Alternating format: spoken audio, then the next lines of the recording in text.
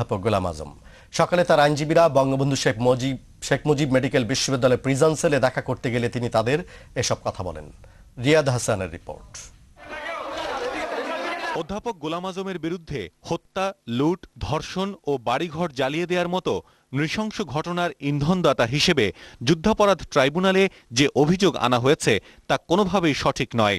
কারণ সে সময় পাকিস্তান সরকারের কোনো পদস্থ কর্মকর্তা ছিলেন না তিনি। শনিবার সকালে অধ্যাপক গোলাম আজমের সাথে তার আইনজীবী অ্যাডভোকেট শিশির মনির ও ব্যারিস্টার ইমরান সিদ্দিক দেখা করতে গেলে তিনি দৃঢ়তার সাথে এসব অভিযোগ অস্বীকার করেন। উনি পাকিস্তান সরকারেরও কেউ ছিলেন না, উনি আলবদর বাহিনীর ছিলেন না, উনি রাজাকার বাহিনীর কেউ ছিলেন না, এই কথা প্রশাসনই বলেছে।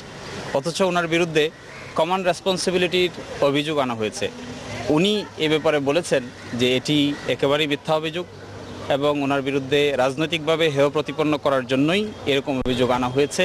প্রিজন সেলে অধ্যাপক গোলাম আজমের শারীরিক অবস্থার ক্রমাগত অবনতির কথাও উল্লেখ করেন তার আইনজীবীরা। 90 বছর বয়সের মানুষ, উনি একা চলাফেরা করতে পারেন না, একা বাথরুমে যেতে পারেন না, নিজের খাবারটা নিজে নিয়ে খেতে পারেন না, এই জন্য উনি একটু ডিসঅ্যাডভান্টেজ কন্ডিশনে আছেন।